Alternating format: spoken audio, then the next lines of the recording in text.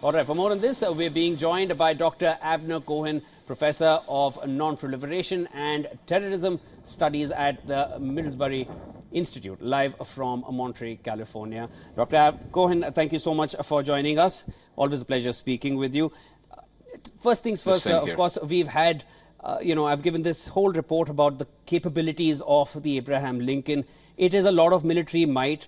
My question is, with the way US is flexing its military muscle in the region, do you feel that will cause any kind of deterrence for Hezbollah or Iran, who are still, their attack on Israel is still pending, and they still not that has still not happened? Will that deter either sides?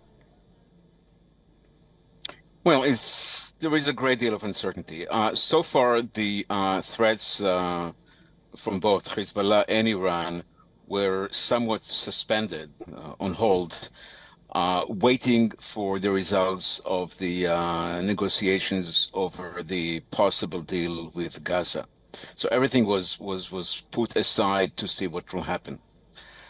The common view is that Hezbollah is determined to retaliate, and they are waiting to hear from Hamas in Gaza when they consider to be the negotiations as failed, and at that point they might strike. Sending the Abraham Lincoln was done a while ago as part of bringing a great deal of projection of power, both vis-a-vis Hezbollah and Iran.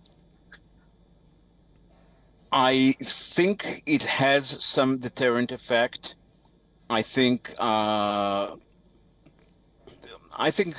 Iran has indicated that it still has an open account with Israel for what happened with the assassination of Ismail Haniyeh, but for now they would like Israel to be nervous and to wait, and they're not necessarily about to do it immediately. So in that respect, it looks like both deterrent and diplomacy on the side of the West at least has bought time.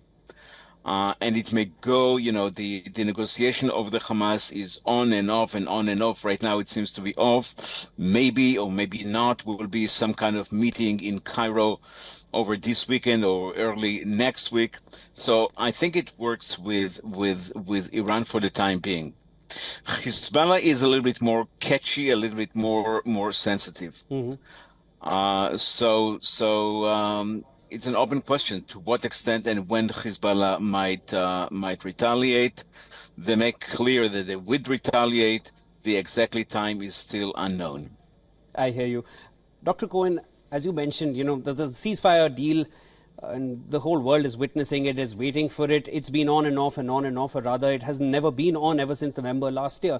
Now, do you think that is the reason why Iran is waiting to carry out that retaliatory strike which it vowed to do against Israel? Or do you feel Iran at this point gains more from keeping Israel on high alert and keeping it slightly nervous about an impending attack?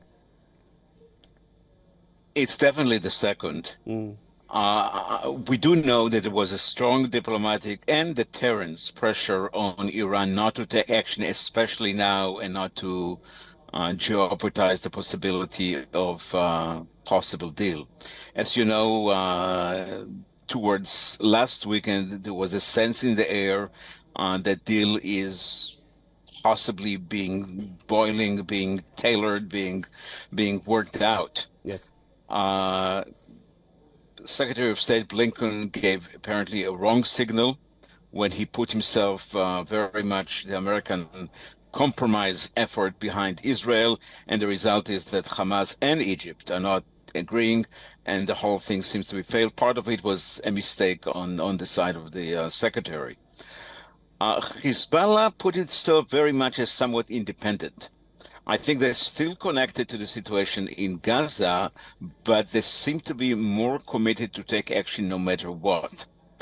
And for them, it's the balance to take an action that will be painful, that would be to a degree decisive, but at the same time would not go into a war. And here there is a room for miscalculation, all kind of, way to miss the situation.